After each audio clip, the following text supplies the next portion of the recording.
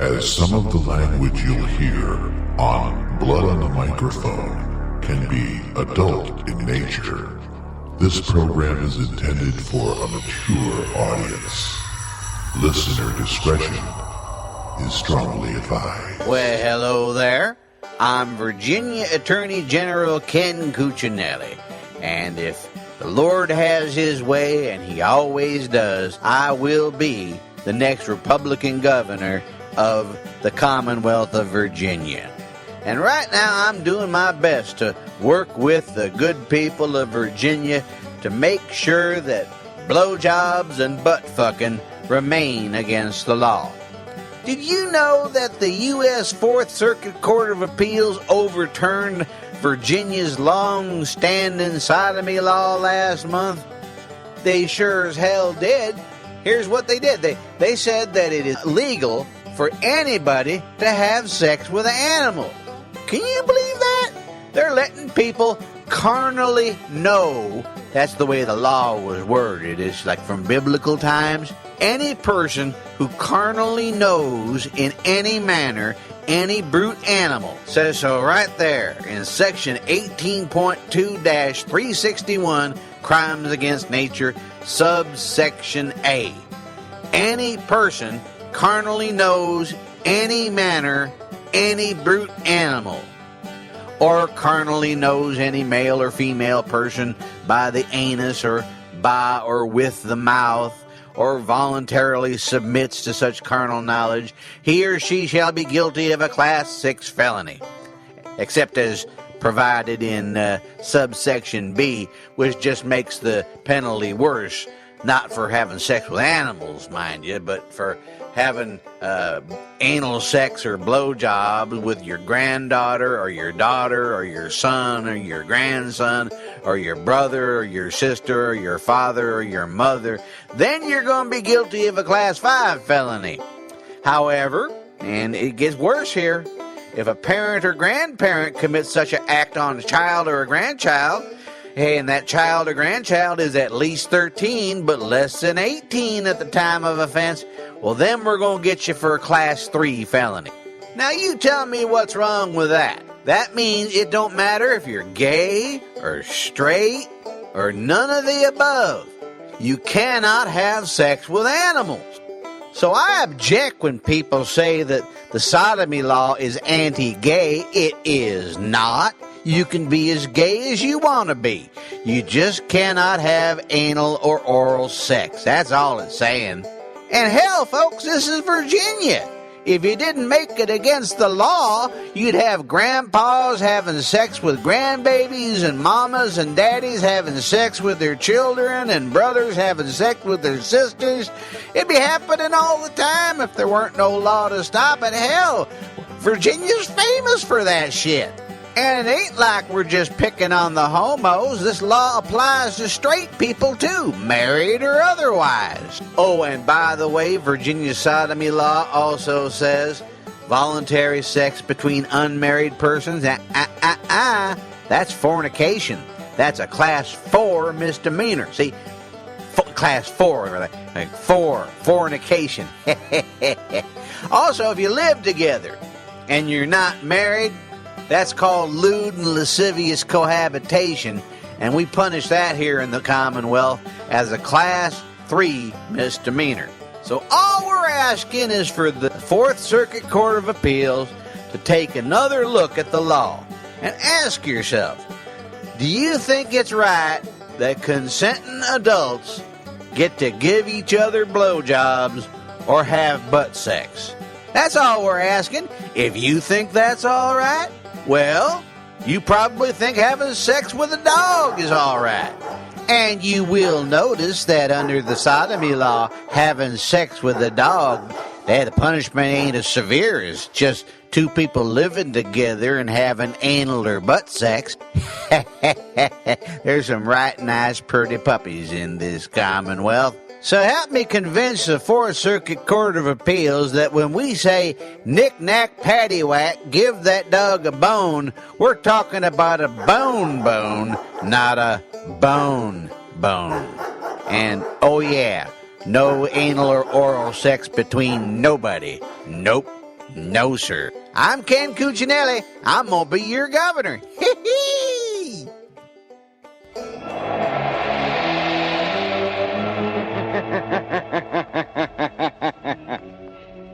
Who knows what evil lurks in the hearts of men? The liberal grouch knows. The liberal grouch, Bill Schmalfeld, a man of meager means, a student of science, and a master of other people's minds, devotes his life to righting wrongs, solving crimes, protecting the innocent, and punishing the guilty.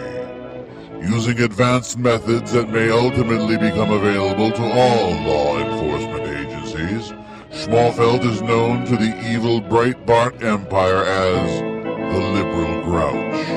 Never seen, only heard. A seemingly supernatural nemesis as haunting to the superstitious mind of a right-winger moron as a ghost, as inevitable as a guilty conscience.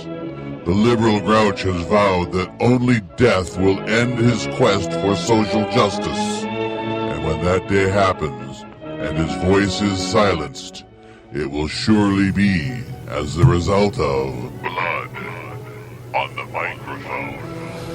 And that's just icky. I wouldn't want that.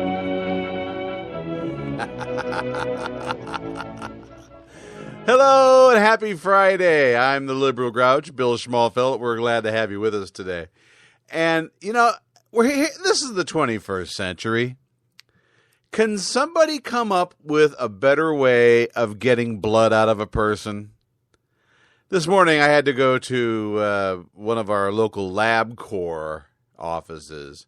And I will say the technician did a bang-up job. I mean, I didn't feel the needle at all, but it just seems so primitive, It's like you got to give a certain amount of your bodily fluids so they can run tests on. It's like when you take your car to the shop and they want to, run tests on your oil to make sure your pistons are operating properly or whatever.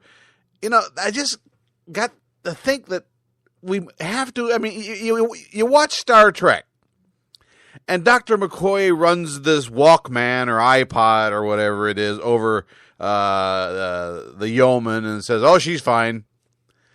Where's our iPad that does that? That's all I'm asking. I've got a doctor's appointment, just a regular old garden variety doctor's appointment on next Friday. And then I see my neurologist the following Monday. But, these doctors, they gotta have your blood. We need more blood. So they're gonna, check under the hood and make sure everything's okay. And I'm sure it is. Boy, do we got a show for you today. We're going to have another Aaron Worthing's World of Law. We're going to talk about the right wing's reaction to, I believe his name is Mike Rice, the head coach of Rutgers basketball. Yeah, the right wing thinks that we're turning into a nation of pussies because players don't like having basketballs thrown off their face anymore. And if we get time, if we feel like it later in the show, a lot of folks were confused by what Louis Gohmert said on the show yesterday. I think I didn't quite get it all myself. I think he was saying it's a good idea to wear a couple extra pair of underwear when you go to bed at night, just to keep the field mice from crawling up your butt. So we'll, if we get a chance, if there's time, and if you behave yourself, we'll see if we can get to that. But first, I want to start with this. I don't think it's even available online anymore unless somebody has a copy of it. I didn't have time to really process this yesterday, but there is this wonderful article by Mark Ames and Max Blumenthal on the website NSFW Corp. That would be like not safe for work Corp. Called Springtime for Breitbart. And they hit the nail right on the head, kids. I mean, this is the stuff I've been saying since Andy dropped dead. This is the same stuff anybody with half a brain has been saying since March 1st. Not the Breitbart acolytes and apostles and disciples. Of course they're going to glorify, beatify, and then canonize Andrew Breitbart. But the mainstream media, which Andrew Breitbart loathed and played with like a toy after he died, they lionized him. The Los Angeles Times said his genius was rooted in the realization that in the new media universe, being outrageous often gets more attention than being authoritative. Which, if you listen to very carefully, it sounds like he's actually saying Breitbart figured out you get more attention when you throw poop than when you throw facts. But they found a nicer way to say it. Jack Schaefer in Reuters. Make this wire out of the way so I can quit banging into it and making noise. Stand by just a second. Get in there. Get in there, I say. Do as I say, I'm the boss. There we go. Every time I move my papers here, I sound like Rush Limbaugh, you know, doing them with it and all that other stuff. Anyway, Jack Schaefer in Reuters. I admired the way he ignored journalistic convention and the usual ethical standards to pursue the stories that were important to him. Yeah, you admired the fact that he ignored journalism and just wrote whatever the fuck he wanted to write, whether it was true or not. Time magazine. Breitbart gave hard and must have expected to get it back hard. No. We're not talking about sex. At least I don't think we are. He came out of the American political tradition that if you cared about things, then you fought about them. Chris Cillizza, who varies from being a right-wing tool to being a somewhat left-wing giggle box. Andrew Breitbart was complicated. Oh, no shit. No shit. He clearly saw around the corner of where journalism was heading, but the ways in which he used that insight rightfully raised questions about his ultimate motives.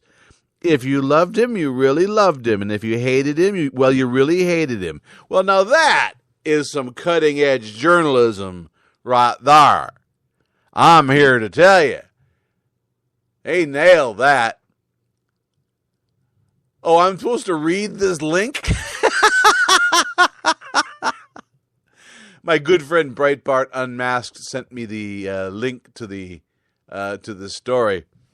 When I received it yesterday, it said it was only good for another 10 hours, but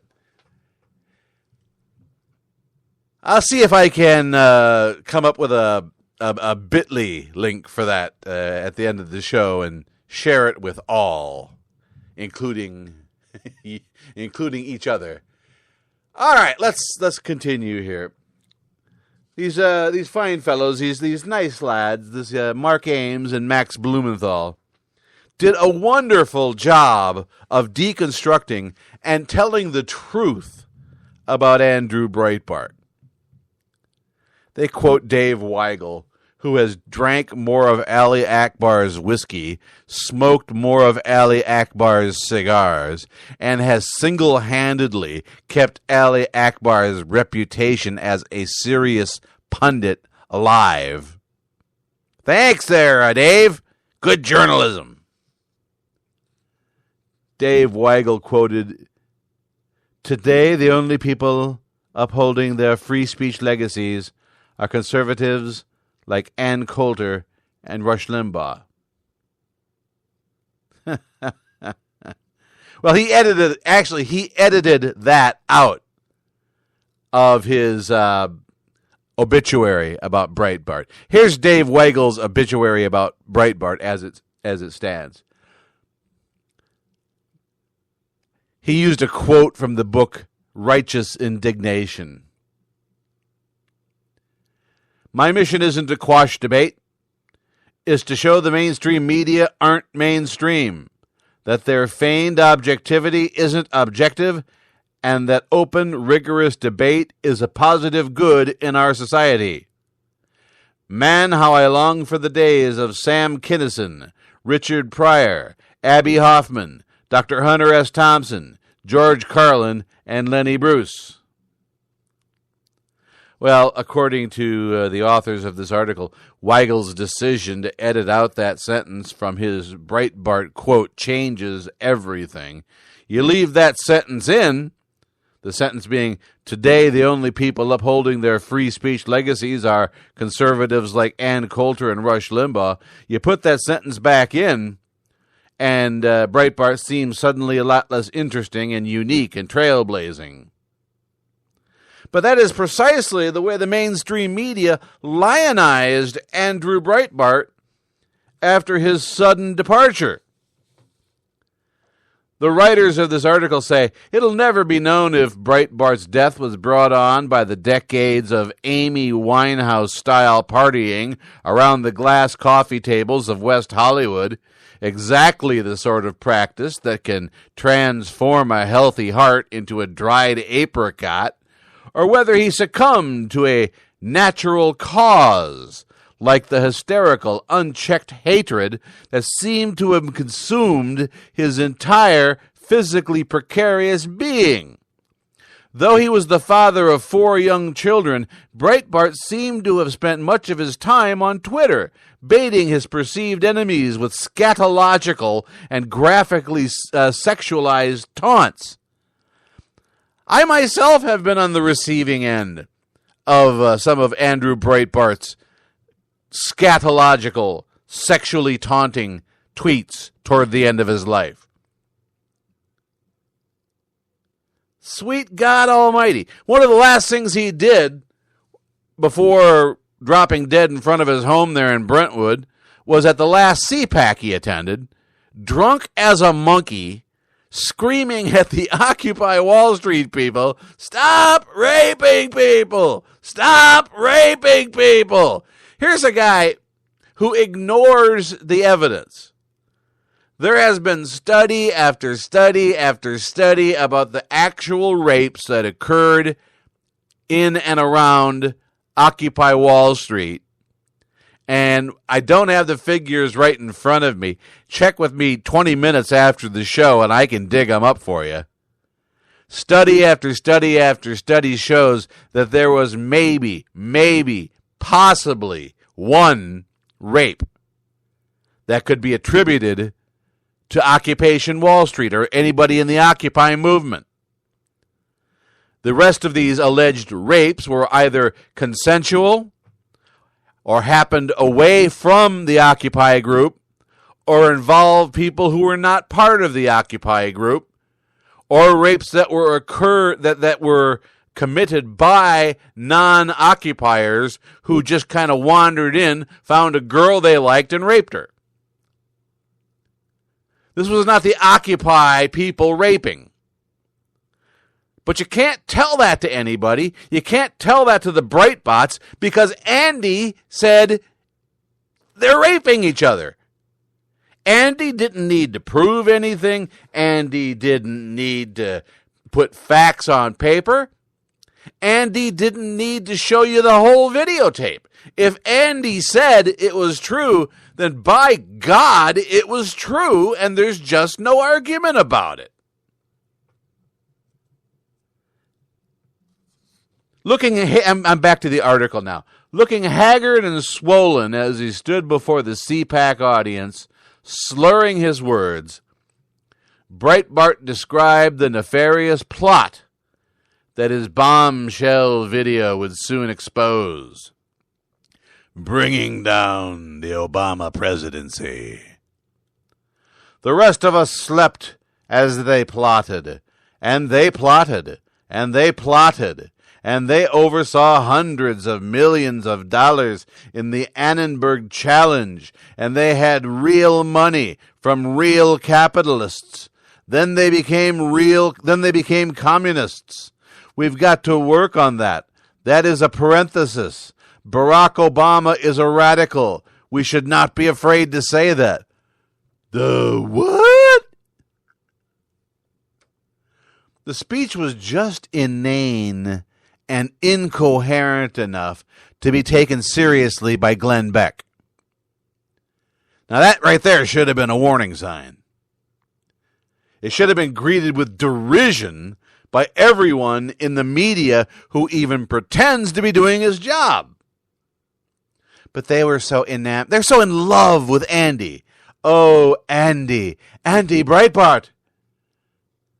They're too easily seduced by his marketing power, his brand, if you will, his celebrity, his vulgar attempt at gonzo McCarthyism. Too intellectually insecure to dismiss Breitbart's fake populism for what it was, as the authors of this article say, race-baiting corporate propaganda handsomely rewarded. Oh, yeah. Breitbart got rich. Breitbart was a lickspittle lackey for the right-wing corporate machine ever since he was a tiny little baby. So anyway, Breitbart goes and dies, and he leaves behind a machine that is woefully incapable of carrying out the mission. He died, well, first of all, he surrounded himself with idiots, and then when he died, he left the idiots to run things. Joel Pollack, Ben Shapiro. They had this startling expose when they relaunched the website. And it turned out to be a turd in the mud puddle. Now I'm back to the article now. This video showed President Obama as a Harvard law student, affecting the same relaxed, monotone, dull, sopophoric way of speaking that soothed voters in the 2008 election. The video needed explaining. The African-American Harvard law professor, Derek Bell, was a race and class war radical. Breitbart's heirs tried to argue, and Obama hugged him in public, put his arms around the man and embraced him. Ah! Now, to the average viewer, it was really hard to get worked up over such an arcane doctrine such as critical race theory. And let me break away from the article for just a second. I want a Breitbot to send me a tweet at Liberal Grouch. Just send it to at Liberal Grouch and explain in 140 characters or less what you mean by critical race theory. Okay? You boys up to the challenge? 140 characters or less. Tell old Liberal Grouch what you mean by critical race theory. Jeremiah Wright? He didn't need explaining. You didn't have to explain Jeremiah Wright. But you had to explain Derek Bell and why that was important. Well, I'm back to the article now. The anti-Obama right was visibly angry. Hannity tried his best to contain his anger at Pollack and Shapiro for letting us all down. But fellow Fox commentator Juan Williams, he's the network's token liberal, he called it a clunker, and he did it right on the program. He said, I must say, I thought this was going to be so much more. I thought this was going to be a smoking gun, but it really didn't come to much. Even Glenn Beck, who finds globalist conspiracies in his breakfast cereal. Oh, look, my cereal, it's spelling the word ooh. Those are Cheerios, Glenn. Ooh. Even Glenn Beck was disappointed. I thought he had something really important to tell me. The thing that came out, and it was like, the last story Andrew Breitbart did. Very important video. And you're like, not so much. And since then, the article says, it's been all downhill for Breitbart.com. Look at the people he surrounded himself with. Joel Pollack. Serial masturbator Ben Shapiro. Oh, wait, no, he's against masturbation. I forgot. He doesn't care for that. Maybe if he would, he'd be a little less uptight. Look at the other people in the Breitbart camp. Look at these geniuses he surrounded himself with.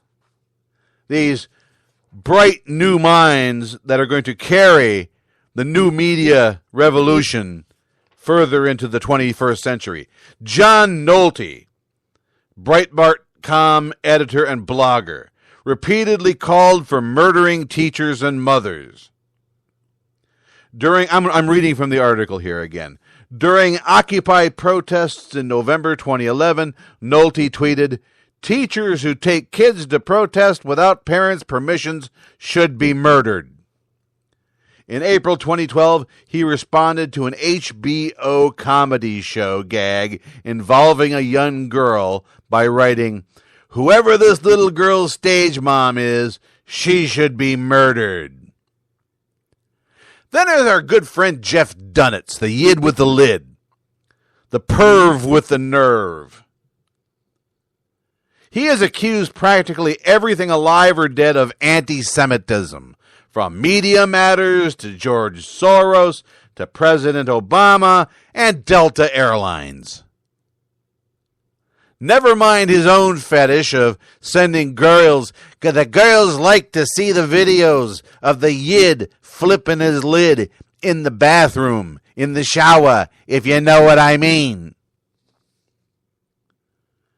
Kurt Schlichter. He's a columnist. He advocated mass murdering peaceful American protesters on board a flotilla sent to Gaza to protest Israel's blockade. He urged conservatives to arm themselves and prepare for war against the left because, quote, leftists want us dead. D-E-A-D, close quote. In case you think he misspelled dead. Oh, and then there's Ali Akbar, Breitbart columnist, head of Breitbart.com associated outfit, the National Bloggers Club. Still waiting on that 501c3. A convicted felon who was jailed and put on probation for credit card fraud, vehicle burglary, and intent to commit fraud. What a grand group to surround yourself with, Breitbart. Brandon Darby, a former FBI rat, infiltrated anarchist protest groups, ratted them out, leading to arrests and jail time for his former friends. Got one guy killed, apparently. Darby also spied on an Arab-American school teacher and peace activist, Riyad Hamad, who Darby claimed had asked him to launder money for Middle East terrorists. Not long afterwards, Hamad's corpse was fished out of a lake, his arms tied behind him, his mouth duct-taped, but the police ruled it a suicide. Neat trick. After Darby outed himself as an informant, Andrew Breitbart brought him into his close circle of friends and had Darby sitting next to him on a little fluffy pillow, a little studded collar around his neck attached to the leash, which went to Breitbart's right hand, in public demonstration in support of the Koch brothers. James O'Keefe, convicted of attempting to illegally spy on a U.S. senator, forced to pay large settlements to victims of his manipulated videos, which destroyed the livelihoods of several people. Are you listening, D.A. Fry? This is the guy that you risked your livelihood for to smear Nadia Naif. Nadia Naif, who claims that O'Keefe tried to have his way with her by getting her looped up on drugs and taking her to a barn. She called Breitbart and asked for a ride home, and from what I understand, somebody told her to take a taxi. Fry's response, Deputy District Attorney for Los Angeles County, Patrick Fry, his response was to out Nadia Naif's Social Security number and private medical information. Put it out there, right there on the internet. So identity thieves could ruin her credit rating. I believe he has a court date coming up soon. And I only hope, I pray to Jesus Christ in heaven that Nadia Naif gets every nickel Patrick Fry has and ever will have.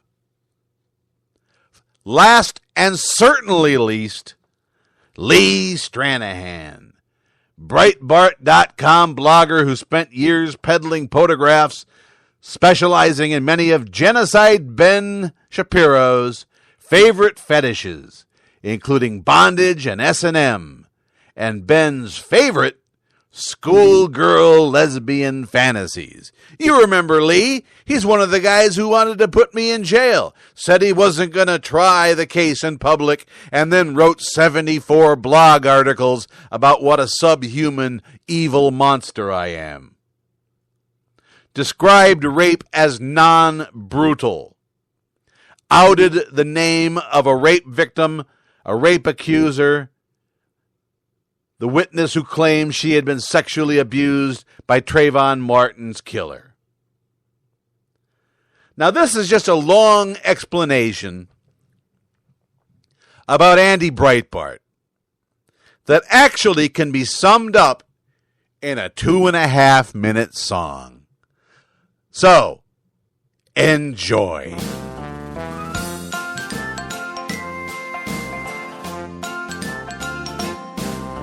Adopted by wealthy folks in West L.A. Set out to smear the left, he thought he'd lead the way. Learned how to smear liberal folks on TV. Dropped dead in Brentwood when he was 43. Andy Breitbart, God, what a piece of work.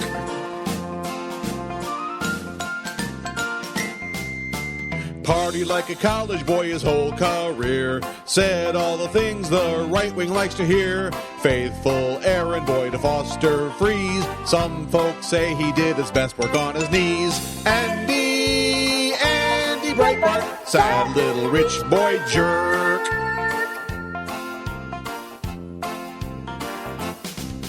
Surrounded himself with some future stars like Brandon Darby and Ali Akbar. Darby was a rat for the FBI. Akbar had a talent for telling a lie. Andy Breitbart put right-wing tools to work.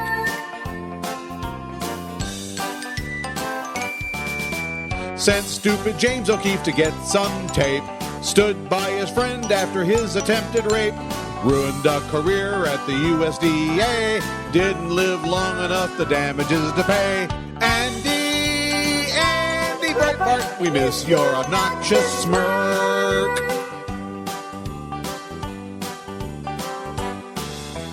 Drunk as a monkey at his last CPAC. Stop raping people was his last attack. Loaded his company with right-wing nuts.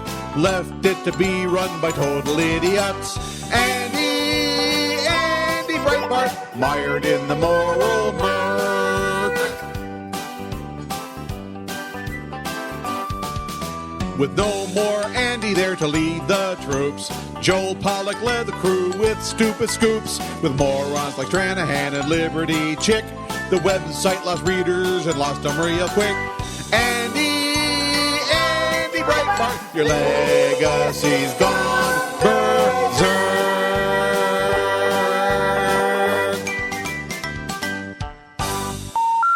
The number you have dialed has been changed.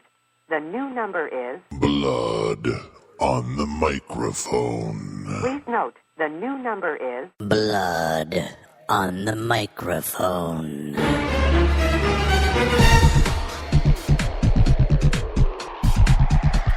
This week on Brightbit News. Sasha and Malia Obama are your children, too, inasmuch as they are the children of the President and First Lady of the United States, and they are the first family, and they live in America's house. That means they are your children, and you have a right to know where they are at any given moment in time. That's why at Brightbit News, soon we will offer a downloadable program where you can monitor their exact location at any given time of day. You know, in case you want to talk to them or anything. Also, the web search Google profanes Easter by honoring the birth of communist Cesar Chavez. Easter, one of the holiest holidays of the holy Christian calendar, a time where holy people do holy things. And Google honors Cesar Chavez, the communist who organized the United Farm Workers Union and gave dirty Mexicans reason to believe that they could work under decent conditions. That's not what Jesus would have wanted. Also in Brightbit News, Aaron Walker goes hunting for Schmalfelt and comes back with nothing, and he says he's winning. We'll tell you how. And would you believe Team Kimberlin members are admitting to and bragging about being members of Team Kimberlin? They even want you to buy items to show you are a member of Team Kimberlin. The brazen profanity of honesty on full display. All of this in the only website dedicated to the downfall of society. Brightbit News. You can't get it at a newsstand. Even parakeets wouldn't poop on the newsprint. So now it's only available online at www.breitbitnews.com. That's all one word. Yes, hard to believe, but it is an actual website. Brightbit News, available online now. Well, hello there. Hello, yourself. Say, I couldn't help but notice how nice you look in the Team Kimberlin racerback tank top shirt. Very becoming, if I may say. Thank you. And that Team Kimberlin baseball hat and jersey makes you look very athletic and intelligent. That Team Kimberlin water bottle. Not only does it show you understand the need to stay properly hydrated while exercising, it also shows you care about social justice. Very nice. Thank you. Your Team Kimberlin gym bag shows that you believe in a better world for everyone, and not just the top 1%. I like that in a man. The best part is knowing that the proceeds from our purchase of these fine Team Kimberlin items are going to help people. Oh, yes. 50% goes to the Justice Through Music project, which spreads the word about the importance of voting to young people like us. The other 50% goes to the National Parkinson Foundation, to help find a cure for this disease that ravages 1.5 million Americans, with 50,000 new diagnoses each year. So, not only do we look good with all this great Team Kimberlin stuff, we're actually doing good for each other and for America. And that's what patriotism is all about. Would you like to come to my place and see my Team Kimberlin canvas pillow, beer, stuns, and boxer shorts? No. Check out the wide selection of Team Kimberlin items available today at www.cafepress.com. patreon.com/Team Kimberlin. Once again, 50% of proceeds from the sale of these items goes to the National Parkinson Foundation, and the other 50% goes to the Justice Through Music Project. You'll be helping, and we thank you. Blood on the microphone. And welcome once again to another episode of Aaron Worthing's World of Law.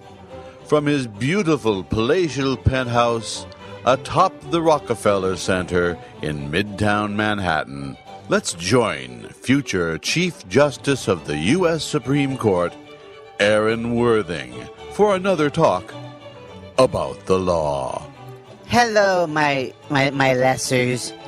I'm here to talk about a very important subject today, and that's getting justice.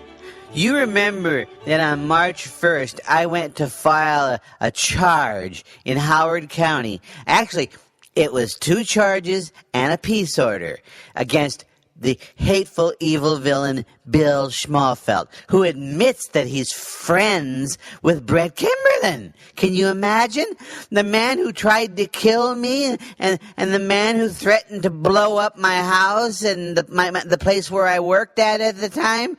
Oh, they said they fired me because I was a shitty lawyer, but they fired me because Brett Kimberlin told them to. This is an established fact, and everybody knows it. Well, while I was in the courtroom, Brett Kimberlin stalked my wife. He approached her and began making a series of rectangular moves around the car, like he was looking for a place to put a bomb in it. So my wife went to Jim Brewer. He's an assistant state's attorney in Howard County, and she told him that she was being stalked by convicted serial bomber Brett Kimberlin. And you know what he told her? You know what he told her? She told me he told her this. This is exactly, and I'm not lying, this is exactly what he told her. If you're so concerned about your safety, don't come to Maryland. I mean, can you believe that? Can you believe that a public servant would say something like that?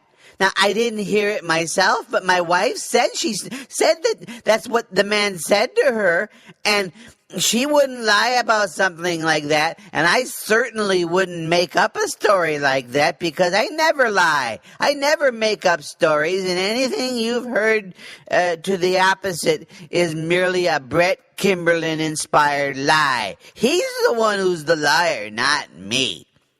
So what my good friend W.J.J. Hogue suggested is that we do something to get even. Now, a reasonable person would contact Brewer's boss. That would be Howard County State's Attorney Dario J. Broccolino. But we all know that Broccolino and the entire Howard County State's Attorney's Office is in Brett Kimberlin's pocket, and therefore they're not going to do anything to Bill Schmalfeld. After all, when I met with Brewer concerning my harassment charges against Bill Schmalfeld, you could just tell by the cologne he was wearing that he had already made up his mind to drop the charges. And Lee Stranahan tells the same kind of story. He filed similar charges against Schmalfeld, and Brewer didn't even want to hear it. Well, okay, he listened. He listened to Mr. Stranahan's side of the story, but he wouldn't make any promises. And then the state's attorney dropped Stranahan's charges and my charges, and this was done without providing us with a notice of the change of hearing date, and we only found out when W.J.J. Hogue alerted us, and we only found out because of a tip from a commenter, and that does not seem to be within the spirit of the Maryland Victims' Rights Procedure. So here's what we're going to do. Now, the appropriate thing to do would be to contact Brewer's boss, and that would be Howard County State's Attorney Dario J. Broccolino. and complain about his employee. Say, you know what? Your employee, Jim Brewer, told my wife, if you're so concerned about your safety, don't come to Maryland. But we can't raise any money doing that. I mean, whose side is he going to take? Ours or his subordinates? So here's what we're going to do. On April 8th, every one of you who has a blog needs to write a blog entry about how Howard County, Maryland, and Maryland itself is a haven for stalkers and assassins. And you don't stop there. We need you to consider purchasing one of our bumper stickers for your car. It says, Maryland is for stalkers. And then when the thousands of people who will pull you over and ask you what the hell your bumper sticker is about, you can explain it to them. Now, it's too late to send snail mail letters because this is all going to be on Monday, but you can use their email. I posted their email address on my Allergic to Bullshit website, and it's right there. It also has their phone number, too, and the number for their public relations guy. But we're not going to wait until Monday. We're going to grab the balls with our own hands right now, and we're going to call T. Wayne Kerwin, the media guy with Howard County. All right, I got him in the speed dial here. Howard County Courthouse? Yes, I'd like to speak to T. Wayne Kerwin, please. May I ask what this is in regards to? Yes, this is in regards to the state's attorney ignoring the law. And your name is? My name is not important. Well, we can't pass a call on to him unless we get a name. All right, fine. My name is Aaron Worthing. Aaron Worthing. Fine. Hang on just a moment, please. Boy, when I get on the line with this Kerwin, I'm really gonna let him have it. How long is this on hold music going to play? 20 minutes later. For Christ's sake, isn't anybody working at the Howard County Courthouse today? I waited long enough. Now I'm going to call the state's attorney himself, Mr. Broccolino. I have his number here. Howard County Courthouse. Yes, I would like to speak to State's Attorney Broccolino, please. May I ask who's calling? Yes, it is Aaron Worthing. Oh. Hang on a moment, please. Thank you. Oh, God, there's that music again.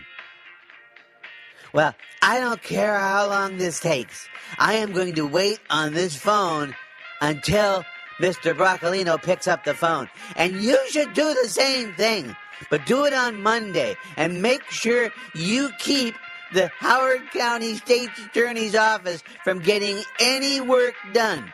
Tie up all their phone lines. Tie up all their email inboxes and everything.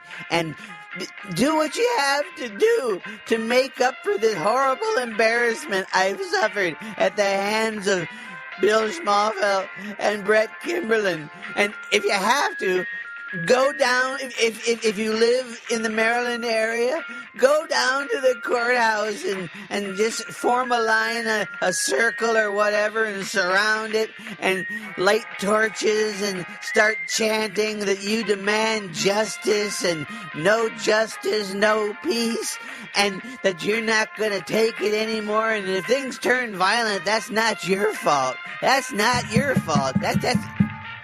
Hang on, I got to get that door. Mr. Worthing? Well, actually, my name's Aaron Walker. Mr. Walker, we have audio recordings of you inciting violence on your little radio program here. I don't see any badges. We don't use badges, Mr. Walker. We're with the Secret Service and the FBI. Oh. Hey, wait a minute. Get your hands off me. Mr. Walker, you're under arrest for inciting violence of a elected official. Please come with us. No, it was them who incited the violence. It was them who said that it was unsafe to come to Maryland. I wouldn't lie about a thing like that. If I was going to lie, I would have said something. I was never going to lie. Mr. Worthing, Mr. Worthing. Well, where did he go? Your tea's ready, Mr. Worthing. Yeah, fuck him. I'll drink it myself.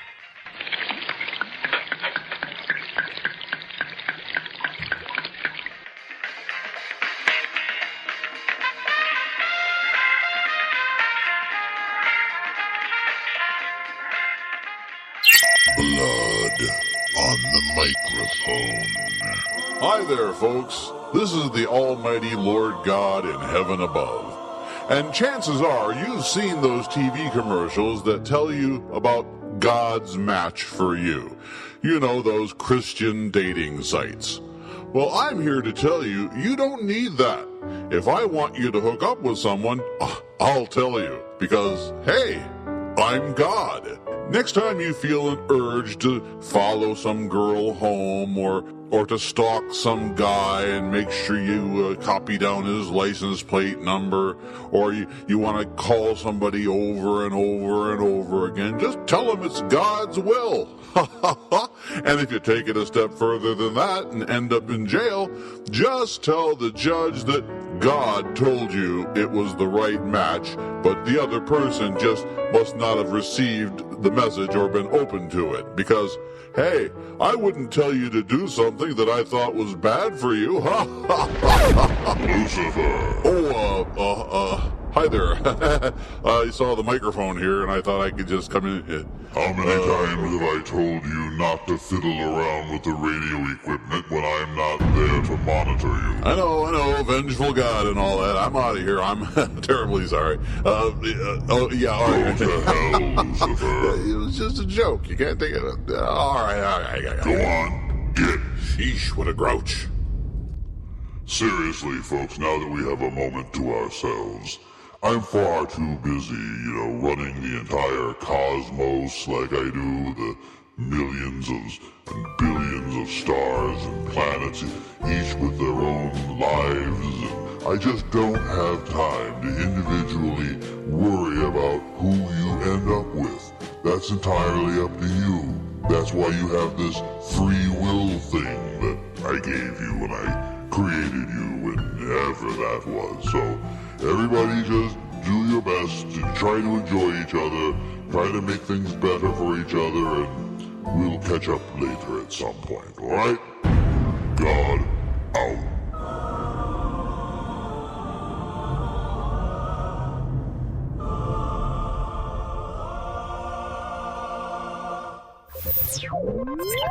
This is Blood on the microphone.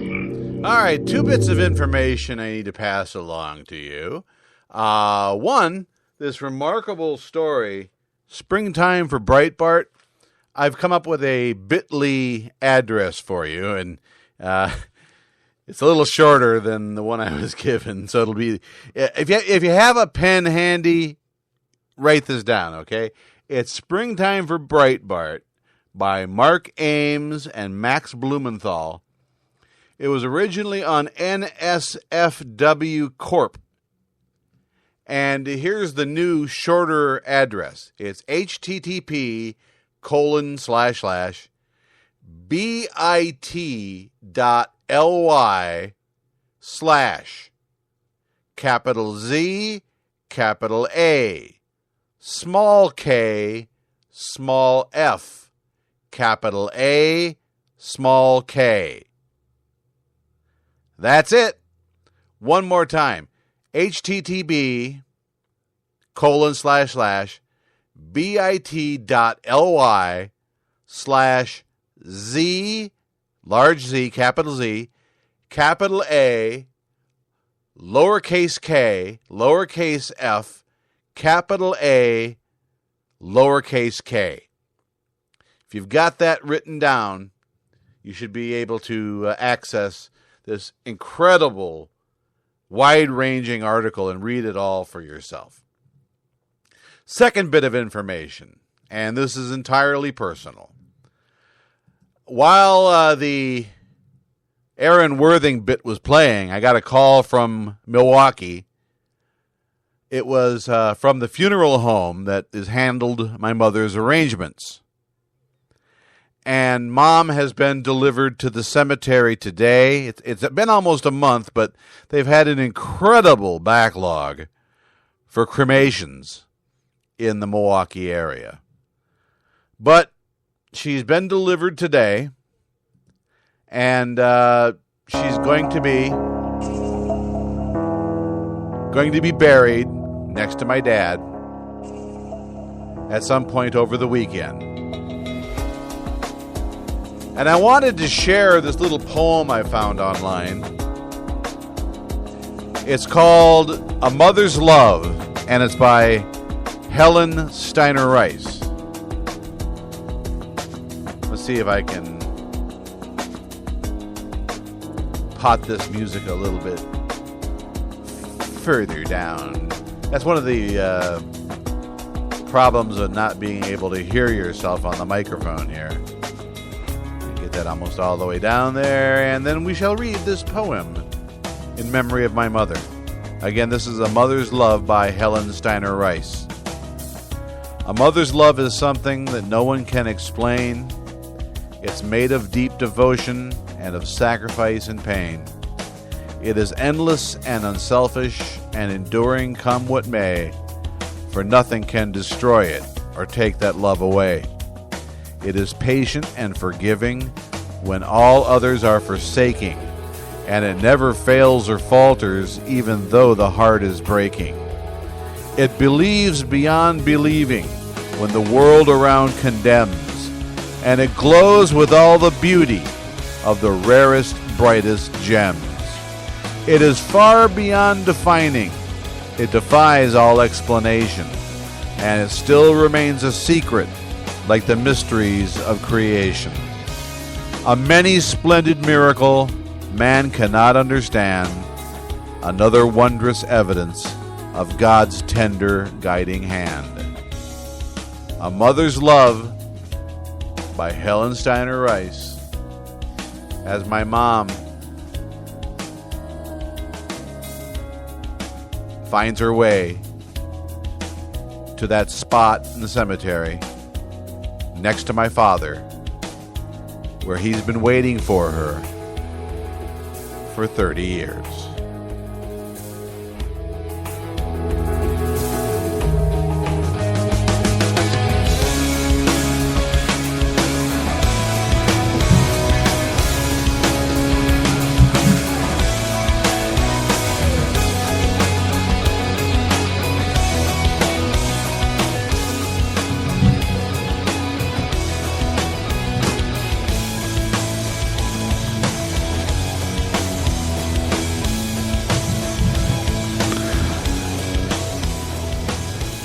Alrighty then, back to the business at hand. This is Blood on the Microphone. And I think it's fair to say that condemnation of former Rutgers University head basketball coach Mike Rice has been nearly universal. He's the guy who was seen recently on the cable TV shows throwing basketballs at the heads and faces of his players and kicking some of them. I say nearly universal because Rice does have his defenders. Two of them were on Fox News Wednesday night. Sean Hannity, as you will recall, once offered to be waterboarded at a charity event and donate the money to soldiers' families. Do you remember that? Well, the chicken hawk bailed out on the commitment. Simply put, Hannity is a pussy. Joining him in this celebration of coach-on-player violence is Michelle Malkin. She doesn't really like basketball all that much, but she agrees with Hannity's premise that the firing of the coach for using his players' faces for target practice is part of the wussification of America. Their justification for this defense of a coach with severe anger issues? Wait for it. When Hannity was a boy, his father hit him with a belt. Malkin says her parents hit her as well, and with more than just a belt. And they both claim they've turned out just fine. You be the judge. Sure. Rutgers basketball coach. And this is interesting to me. A guy named Mike Rice, he just got let go after this video revealed him throwing the basketball at the players and being kind of rough on him, pushing him around a little bit. You can see him there and actually hitting some of the kids. He's very intense, very intense, very intense, very intense. And I'm watching this and I'm thinking, all right, I don't like it. He kicked one player there. Well, you're the real tough coach with the long history of busting little butts like the one on me. That's okay, let's see how you do it. Give it your best, let's get down to it. Hit me with the ball, coach. Why don't you hit me with the ball, coach? Hit me with the ball, coach. Fire away. I know that you're a bad guy, you just don't quit. You're a jerk, don't give a shit. Kick my ass, the first shot's free. You lose your job, I'll get my degree. Punch me in the face, coach. Why don't you kick me in the ass, coach? Punch me in the nuts, coach. Fire away. But on the other hand, you know what? I kind of like old-fashioned discipline on the other hand. I mean, we've become that politically incorrect. These are adults. They don't want to play for that team. They can leave. They can leave. They can leave. They can leave. Yeah. Well, sports is a rough world, and I have to say honestly that I've never been a huge fan of basketball. Because sports is so competitive today. They're just trying to bring the best out of them, put discipline in that team. Well, you're the real tough bastard with a stained history. You only hurt one guy, and that guy ain't me. In case you think you'll walk away and that you'll escape, you better think how you'll look when you're on tape. Punch me in the eye, coach. Don't you think you'll make me cry, coach? Bounce it off my face, coach. Fire away. Better take your best shot. I'm gonna sue you for all you got. Hit me with your best shot. Fire away. Raise their game, force them to focus, force them to push them to become champions, and that takes intensity. It's like a drill sergeant. Are we going to now fire drill sergeants because they get in the face of cadets? If you don't want to play for that coach anymore, then leave. You don't have to stay there. You know, but I can understand. Stop hitting them, maybe. Stop hitting them, maybe. Stop hitting them, maybe. But I like the intensity. I like the drive. I like that he's pushing those kids and that he runs a tight ship. Maybe we need a little more discipline in society, and maybe we don't have to be a bunch of wimps for the rest of our lives. My father hit me with a belt. I turned out okay, except for the minds of liberals. Same here. Yeah, that's right. Did you ever get hit? You didn't deserve it. I deserved it. Oh, I certainly did. You did. And with more than a belt. And you turned out okay. I'm sure the left thinks that we are warped minds. Yeah, that's probably true. More discipline. My father hit me with a belt. My father hit me with a belt. Did you ever get hit? Oh, I certainly did. Did you ever get hit? Did you ever get hit? Oh, I certainly did. My father hit me with a belt. My father hit me with a belt. Did you ever get hit? Oh, I certainly did. Oh, I certainly did. Oh, I certainly did. Now, last night on The Daily Show, Jon Stewart remarked, "Seriously? You're okay? Have you seen your show? Because it seems like the show of a guy who was hit with a belt as a child." Hello, I'm Texas Congressman Louis Gohmert. Now, there's a lot of misconceptions about me out there that I'd like to take a moment of your time to clear up, if I may. For one thing, I'm not crazy. That seems to be one of the more popular misconceptions out there in the mainstream media, is that I am a crazy man, which I am not. Would a crazy man love America as much as I do? You might even say I'm crazy about America, but I am not crazy about gay sex. No, sir. Men putting things inside other men that belong on the outside of other men and not inside other men disgust me. Shot glasses, flashlights, gerbils, and them little fuckers bite. You get bit inside the colon by one of them little fuckers, let me tell you, stings like a son of a bitch. And infection, whoa, that's a problem. Because you know what goes through your colon, right? Can you think of anything nastier and more germ-covered than a poop-covered guinea pig? Hell, I can't. And that's the sort of thing that leads people to trying to take our guns. Owning a gun and a guinea pig is a basic American right. Every man, woman, child, and hamster owner should have a gun.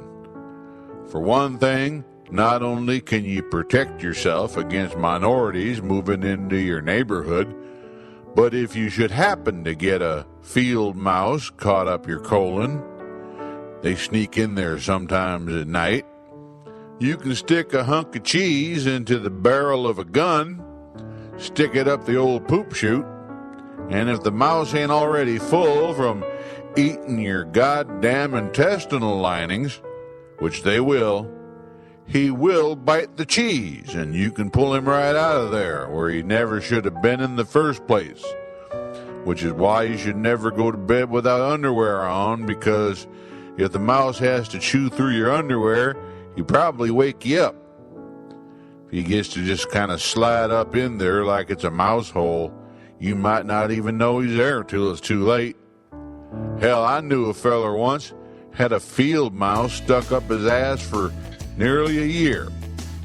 Every day he'd put a wheel of cheddar cheese into his toilet and just sit there over it, hoping the mouse would smell the cheese and just come out on its own. It did come out, eventually, through his belly button. That's how they found him, dead, on his toilet, with a hole in his belly and a very bloody mouse trying to work its way between his ass cheeks into the toilet where it could get at the cheese. We had to burn the whole house down, but you didn't hear that from me. No, sir. If someone asks you how LBJ died, you just stick with the heart attack story if you know what's good for you. I'm Texas Congressman Louis Gohmert, and I approve this message because I'm not crazy. You got any cheese in here? All of a sudden I'm hungry for a goddamn little hunk of cheddar cheese or something. Blood on the microphone. And that's going to do it for this week. Glad you could be with us. It's been a pretty interesting week, all told. Found out that the last remaining charges against me, at least I think I've found out. WJJ Hogue wrote in his blog that the last 3 charges against me have been dismissed, but I haven't received any official paper to say so yet, and the charges are still active on the computer, so I don't think Hoagie would be smart enough, for one thing, to try to lure me into not being in court when I'm supposed to be, but you never know. So I'll hold on to that one tiny little scrap of doubt until I'm holding paperwork in my hand or see it on the computer screen that says all the charges have been dismissed. And then, well, we'll see. Have a great weekend. Thank you for being my friend. Thank you for being a listener to this show. Spread the word about it.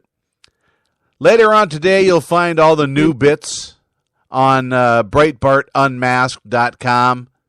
Yeah, that's where we put them, so you can listen to them anytime you want to. Yep, it's what we do.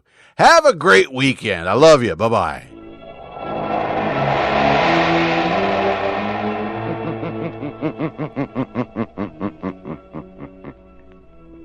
The weed of crime bears bitter fruit. Crime does not pay. The liberal grouch knows.